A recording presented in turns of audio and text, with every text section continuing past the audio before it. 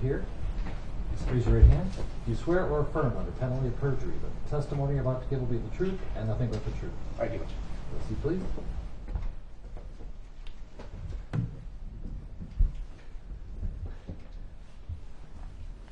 And first of all, if you feel comfortable doing so, we'd appreciate if you could remove your mask so you could be heard more clearly. Yes, sir. And then begin by stating your full name, spelling each of your names. My name is Kerr Yang.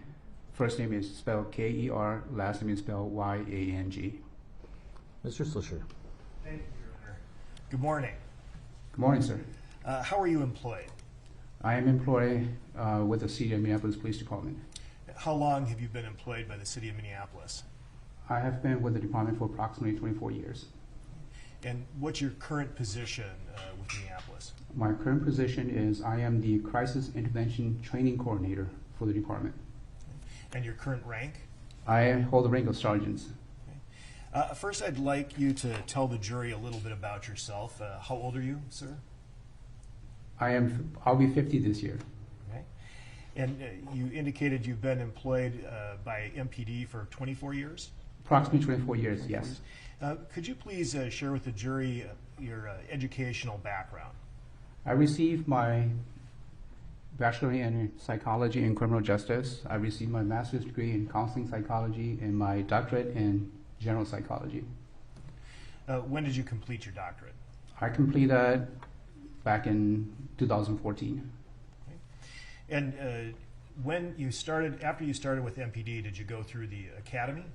Yes, I did. Describe that experience. What year did you start? I started the academy as a cadet in September of September of 1996. I had to take some additional college courses because of the cadet program, and then from the cadet program, I went through the academy as a recruit. After you completed the coursework at the academy, did you enter the field training program? Yes, I did. And how long were you in that program? I believe it was approximately 6 months, 5 or 6 months. It's been a long time ago. So, after you completed your field training, what was your first assignment? I was assigned to, if my memory served me properly, I believe I was assigned to downtown precinct after I finished my field training. As a patrol officer? Yes, as a patrol officer. And how long did you serve as a patrol officer before being promoted to sergeant? I was a patrol officer for, I would say, if not including specialty unit 2, I would say a little bit over 10 years. Would you please describe for the jury some of the precincts to which you were assigned in your assignments before promoting to sergeant? I was assigned to downtown precinct. I was also assigned to the Police Activity League. I was also assigned to Housing Patrol, School Patrol, and 5th Precinct before I came to actually 5th Precinct, and when I got promoted, I was assigned to 4th Precinct during my supervisor orientation. I went to robbery for my supervisory orientation, and then I was assigned to downtown as a supervisor before I became the Crisis Intervention Training Coordinator for the training unit. Now, as a patrol officer, have you ever been in a situation where it's been necessary for you to use force? Yes. Have you ever arrested a suspect? Yes. Have you ever arrested a suspect who was reluctant to be arrested? Yes. You've had to handcuff people who are struggling? Yes.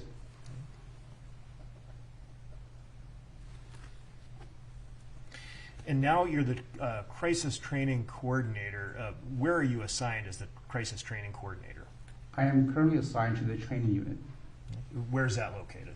It's located on the north side at what we call the Special Operations Center at 4119 DuPont Avenue North.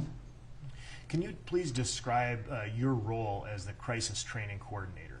As the crisis training coordinator, I am responsible for collaborating and coordinating with mental health professionals and community members and civilians to come and teach our officers about crisis and crisis de-escalation. And at times, I've also trained our officers too. What do you mean by crisis? Crisis could be any event, situation that is beyond a person's coping mechanism. And during that, when it's beyond their control, sometimes they don't know what to do, and we trained it to assist a person to bring them back down to their pre-crisis level. Could you please share with the jury some examples of types of crises? Crisis could be mental health, mental illness related, or it could be situational. It could be that somebody got into a car crash, for example, and they're just so affected by that that they don't know what to do, and that could be a crisis. So that could be an example of a crisis. Can intoxication be a crisis? Yes, intoxication can be a crisis too, yes. Through drugs or alcohol? Yes. Certain types of anxiety could be a crisis? Yes. Does the Minneapolis Police Department have a policy pertaining to persons in crisis? Yes, it does. And at a high level, can you explain what that policy requires? That policy requires that when it's safe and feasible, that we shall de-escalate.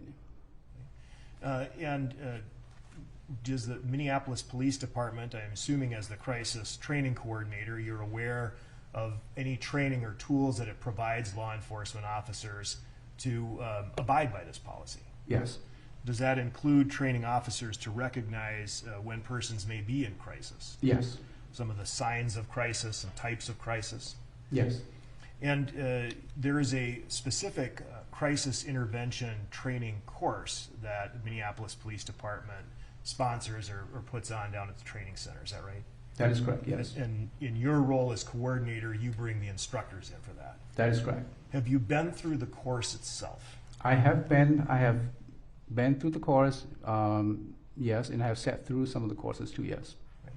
Now, Exhibit 203, which we won't publish at this time, contains some training records, and those training records indicate that crisis intervention training was offered within 2016 and also 2018. And I'd like to talk to you about the larger block, the 2016 block.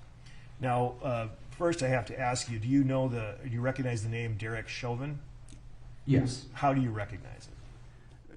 I recognize the name Derek Chauvin through training. Okay. You're familiar with this person? No. Would you recognize him if you saw him? Yes. All right. Do you see him in the courtroom today? He has a mask on. I'm assuming that's him. All right. May the record reflect that the witness has identified the defendant. Record also reflect. Exhibit 203, the training records indicate that in 2016, the defendant participated in a lengthier course, approximately a 40-hour course in crisis intervention training. Are you familiar with that type of course, the 40-hour crisis intervention training course? Yes. And is that a course that you've personally participated in as a student? That course was delivered to the department, to the officers by Minnesota CIT Officers Associations. And can you, just in general terms, explain what that course covers? That course covers individual in crisis, symptoms, and de-escalation strategies that may be used for individual in crisis. So it's a scenario-based training. What do you mean by that? The trainer, Minnesota CIT Officers Association, brings in professional actors to come in and to conduct crisis scenarios where they're in a state of crisis, and then our officer has to use de-escalating strategies to bring them down to pre-crisis level or to help them out. And so the officers are given an opportunity to practice recognizing what may be signs of persons in crisis and respond appropriately? Yes. Right.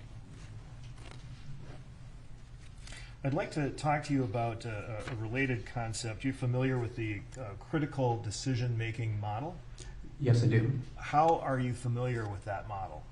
I attended the critical decision-making model was introduced to us by the police executive research forums. I, along with some of my colleagues, we attended a training session that was conducted by a representative from PERF, or the Police Executive Research Forums, and we adapted that model to MPD's use to guide our officers in their decision-making process.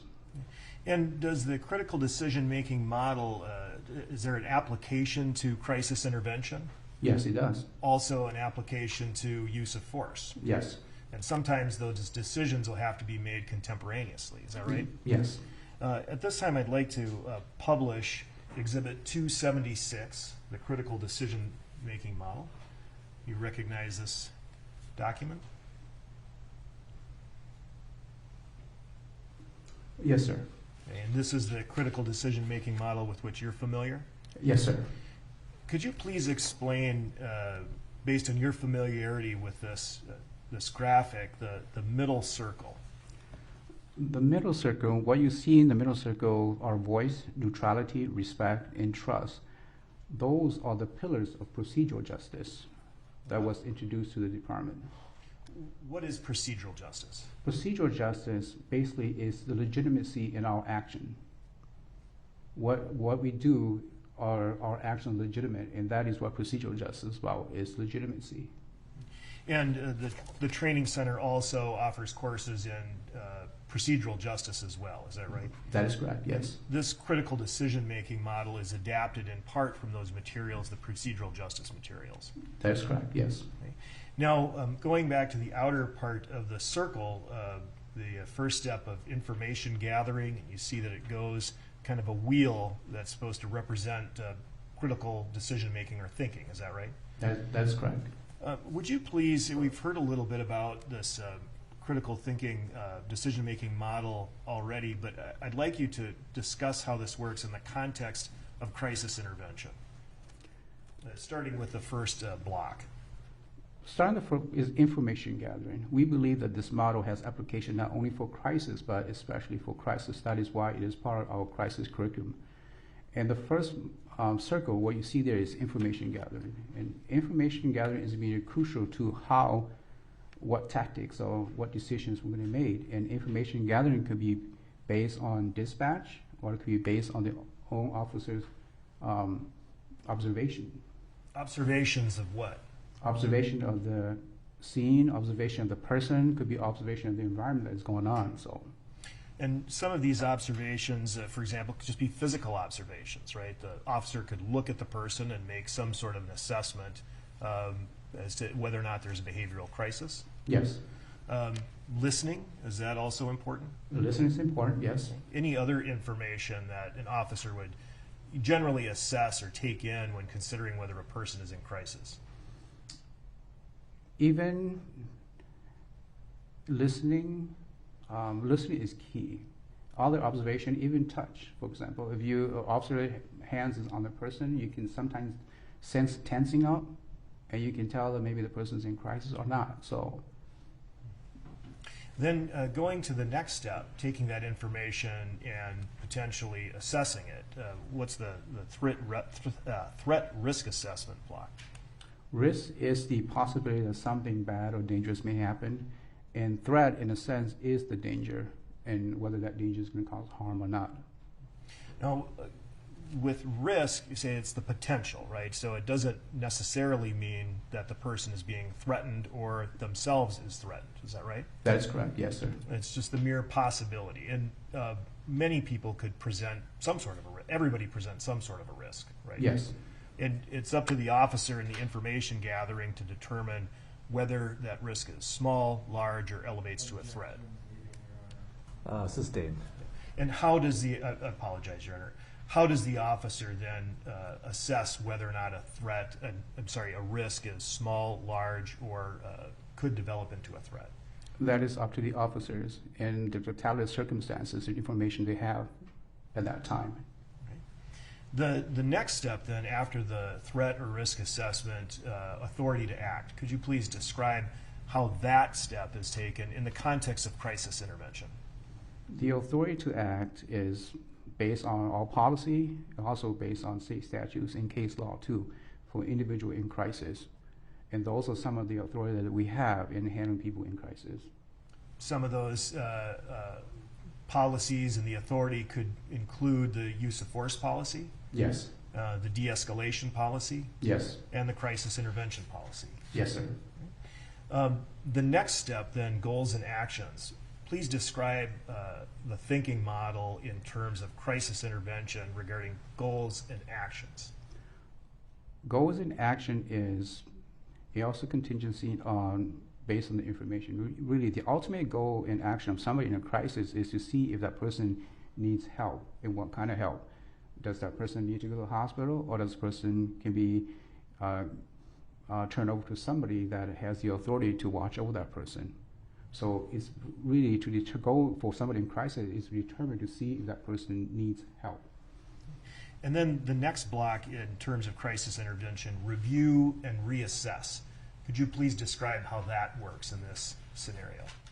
Review and reassess is as information becomes available, we continuously review and reassess the situation to see if our technique on de-escalation or other technique is working. If it's not working, then we adjust our technique, strategies. Could you also then go backwards and adjust your goals and actions? Yes, you can.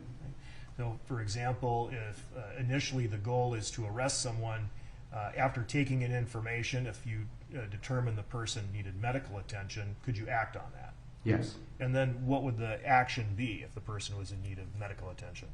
That would be the immediate goal for us. If somebody's in need of medical attention, then we give them medical attention. And then that would also relate to backwards to the authority to act, is that right? Yes. Looking at the policy, and there's a duty to provide medical attention in the policy, right? Yes. Now, how is this critical decision-making model imparted to Minneapolis police officers in the training program? We believe in the application of these critical decision-making models. So I introduced this model with approval, of course, to the department in 2018. And you've been in the situation where you've had to use force before. You were in the field for a long time. Do you have an assessment as to whether or not this model is useful in the field? I believe it's useful. That is why we introduced this model and introduced it to the officers. And is it practical? It is practical. Yeah, I believe it is practical. And can you explain how so? I mean, some of these situations involving police officers occur fairly quickly. Is that right? That is true. Is it possible for a police officer to use this critical thinking model in the field when when events are unfolding quickly? It is possible. To rehearse and reusing this model, it would almost be like it could be almost like memory. And when we talk about fast evolving situations, I know that they do exist, they do happen, but a lot of the time we converse of that is that a lot of the time we have the time to slow things down and reevaluate, reassess, and go through this model. Do you provide this training because you believe it works? I will provide this training because I believe it works, yes. Thank you. I have no further questions. Mr. Nelson.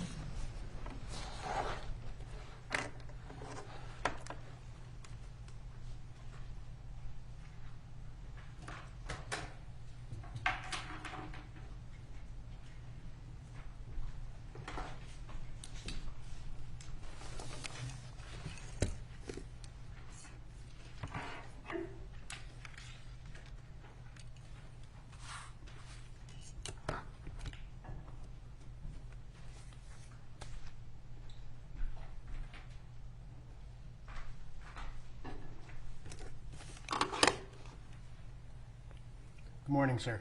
Good morning, sir. Thank you for being here with us today. I have a few follow-up questions. So your role with the Minneapolis Police Department is currently training officers involved in the crisis intervention techniques?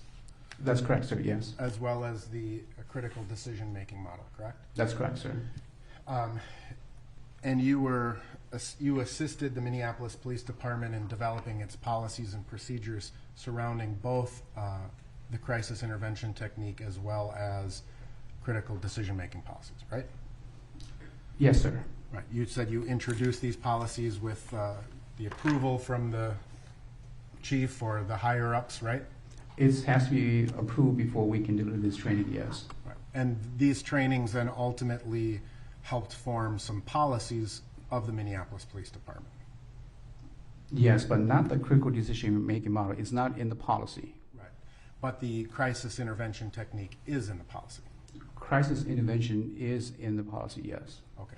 So, and you have a long career as a police officer, both in the field and also in the training and investigation units. And so you have your own personal experiences in dealing with people out on the street, right? That's correct, yes, sir. Now, are there situations in your own experience where you've had to use force on someone and other people observing the use of force don't like what you're doing? Yes, sir. Okay. And in fact, I believe you would describe sometimes that the public doesn't understand that police actions can look really bad. That's correct, sir, yes. Right. But they still may be lawful even if they look bad, right? Yes, sir. And part of the whole goal of the crisis intervention technique or policies is to not only deal with the suspect, but also other people who may be watching, correct? That's correct, yes, sir. And so in situations where citizens or bystanders start to congregate and watch what police are doing, you would agree that that could potentially become a crisis for those observers. Potentially, yes.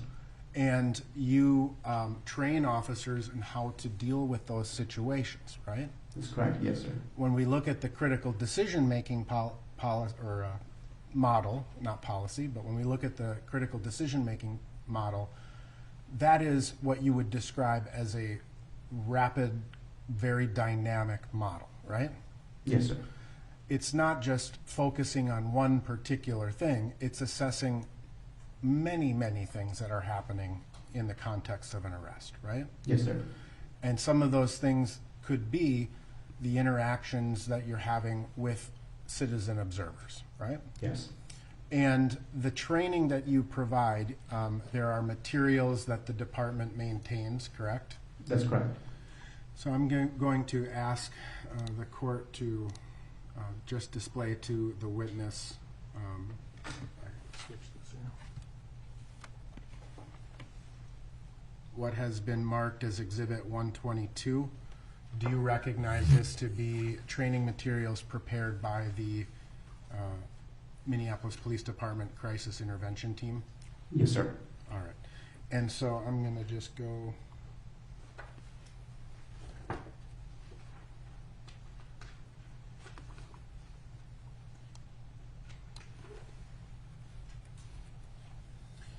So I'm going to have you just look at this. This is the material and the training materials that the crisis intervention team present to the officers in this 40-hour training, right? No, sir. This is the training that you received? This is the training that I created. It wasn't delivered to Chauvin or the other officer. Okay, so this is something that you created to train Minneapolis police officers? Yes. All right. But this is a more recent model than the 2018 model? This is a program that we created really to target the recruit in the cadet academies. Okay. Yeah. So this is separate from what Chauvin and the other officers went through. Okay. But some of the information is generally applicable to all police officers who are trained in crisis intervention as well as de-escalation, right? Yes, sir. And officers are trained to look for potential signs of aggression from suspects or crowd observers, right? Yes, sir. And what are some of the potential signs of aggression that officers are trained to watch for? Based on this document that you send here, it could be standing tall, red in the face, raised voice, rapid breathing, muscle tensing, agitations, pacing, prolonged eye contact, exaggerated gesture. So an officer who's making an arrest of a suspect and there's bystanders watching and growing in their intensity, these are the types of behaviors that officers are specifically trained to watch for from either the suspect or observers, right? Yes.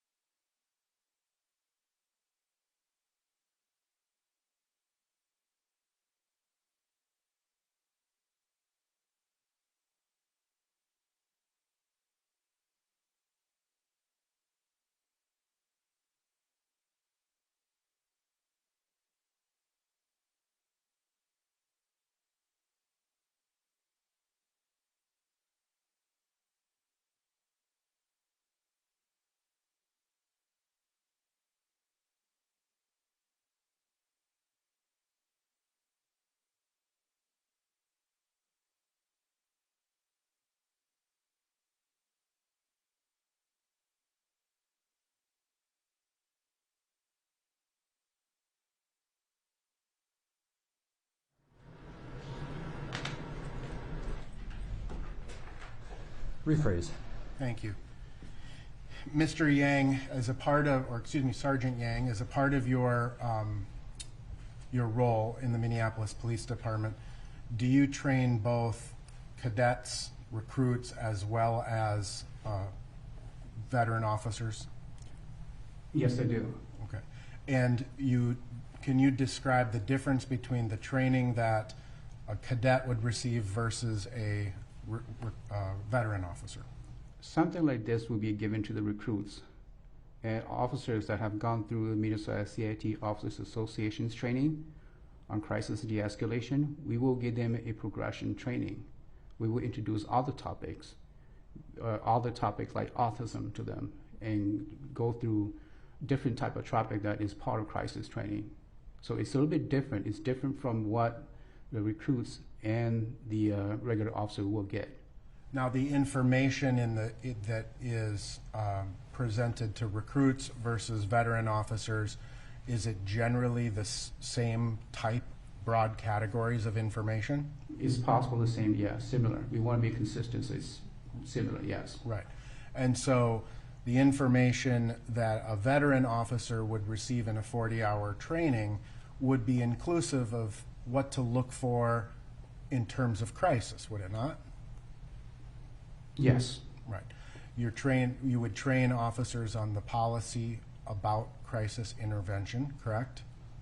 Yes. You would train them about what to look for when a person is in crisis, right? Yes. Are you talking about recruit training or the veteran officer? Veteran officer. The veteran officers, are you referring to the 40-hour training? Or Yes. 40 hours training, I have nothing to do with the 40-hour training for the veteran officer. That's Minnesota CIT Officers Associations. Okay. So you don't know any information that the veteran training officer, the veteran officers would receive? I do know some of it, but not the entire curriculum. Okay. You've trained veteran officers yourself? I do, but not in the 40-hour week. Understood. But in the refresher type In courses? refresher type course, yes. Right. And in the refresher type courses, do you discuss with officers the policy of crisis intervention? Yes. Do you discuss with officers the signs to look for, both in terms of suspects as well as individuals observing? Especially the suspects. Especially the suspects. Yes. But ultimately, you would agree that that training also includes the critical decision-making model, right? Yes. And the critical decision-making model is not limited to or focused on simply the suspect, correct? He's back onto a topic where he can lead now. Correct? I'm sorry? I was just answering the objection. It's overruled, so you can answer. Okay. Will you repeat that, sir? Sure. I have to remember my question. The critical decision-making policy that you train veteran officers on would be inclusive of people other than just the suspect. Is that correct? There is no policy on the critical decision-making model, only on the crisis policy. Okay. The critical decision-making model, I keep calling it a policy, that's just my fault, but the critical decision-making model is not limited to interpreting or responding to the suspect exclusively, is it? That's correct. An officer is trained in the critical decision-making model to go out and review the entirety of the situation, the totality of the circumstances, correct? That's correct, sir. And the totality of the circumstances is more than just how you interact with the subject with whom you are arresting, right? That's correct. That would include citizen bystanders, right? That's correct. What to do when a citizen bystander starts filming you. That's correct, yes, sir. How to try to interpret whether citizens pose a threat or a risk, right? Right. How to you would consider your own interactions also with the suspect themselves, correct? That's correct. And you describe this critical decision-making model as being a very dynamic, ever-changing thing based upon information that comes to the officer in real time, right? That's correct, yes, sir. And so an officer may consider, who has used force, may move backwards in the policy, but may have to jump somewhere else in the policy because new information comes, or the model. Yes, sir. And so it is a constantly evolving process where an officer is entrusted to make decisions based on all of the information that he or she perceives, correct? That's correct, sir. Yes, sir. Right.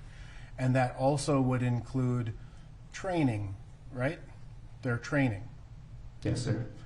And other things that may not be apparent to a citizen. Yes, sir. Right. Tactical decision making, for example. Yes, sir. Knowing that medical help was on the way, right? Yes, sir. Making decisions about officer safety, right? Yes, sir.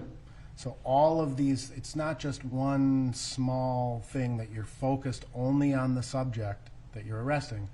You're taking in a lot of information and processing it all kind of simultaneously through this critical decision-making model. Agreed? That's great. Yes, sir. All right. And so in terms of, and I'll take this down for now, but in terms of the information that you advise or talk to officers, veteran officers about, are how to recognize the signs of someone in crisis, right? Yes, sir. And the Minneapolis Police Department policy on crisis intervention has a pretty specific definition of what constitutes a crisis, right? Yes, sir. It does not, it's not limited to someone who may have a mental health problem, right? Yes, sir. It could include people who are using controlled substances. Yes, sir. It could include people who are simply experiencing some event that is overwhelming them, right? Yes, sir. And that may be losing a job or getting a divorce, but it could be what that person is observing at the time. Agreed? Yes, sir. And so the crisis intervention policy actually defines crisis as having a trajectory, correct? Yes, sir. And that trajectory can increase in its severity over time. Yes, sir. And that's why it becomes important for an officer to create time and distance, right? Yes, sir. And creating time and distance for an officer is an important part of the de-escalation process, is it not? Yes, sir. And would you agree that you train police officers that as that intensity of crisis increases, the risk or threat to the officer grows greater? I don't believe I train a specific like that because as the intensity, my training is that as the intensity increases and you have the distance and you, like you said, the time, you try to bring it down, not increase the intensity of it. What I'm talking about is not the officer trying to increase the intensity of it.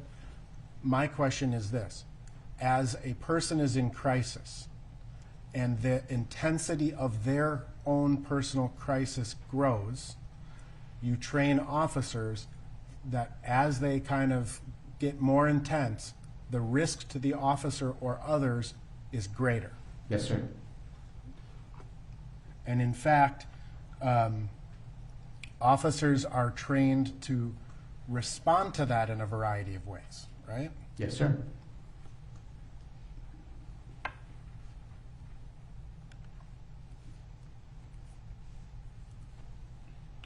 And some of the techniques that the Minneapolis Police Department trains both veterans and recruits would be to have a confidence about them, right? Confidence about them? Right. Yes, sir. An officer should try to appear confident in his or her actions. Yes, sir. They should also try to stay calm, right? Yes, sir. They should try to maintain space, right? Yes. They should speak slowly and softly. Yes, sir. They should avoid staring or eye contact. Yes, sir. And ultimately, when a police officer is dealing with any situation, they could be dealing with any number of people who are in crisis, right? Yes, sir. Right? The subject, the arrestee, may be in crisis, right? Yes, sir. People who are watching may be in crisis. Yes, sir. Another officer could be in crisis, Yes, sir. right? And an officer has to take all of that in and do this assessment and make a determination as to what his or her next steps would be, right? Yes, sir.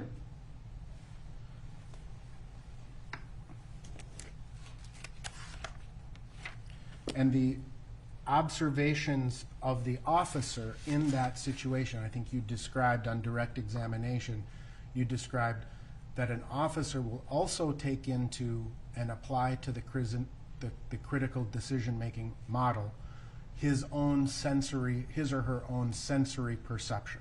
Yes, sir. So the touch of feeling a suspect be tense, right? Yes, sir. Or loose, right? Yes, sir.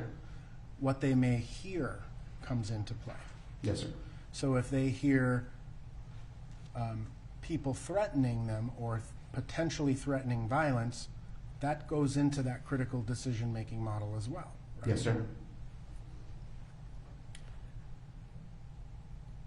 And oftentimes, the scene of an arrested individual is very tense, right? Yes, sir.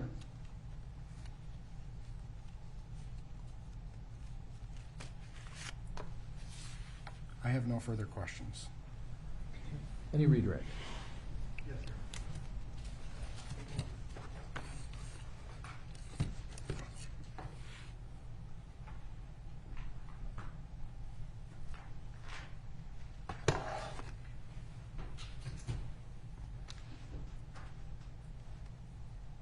If we could publish Exhibit 276 again, please.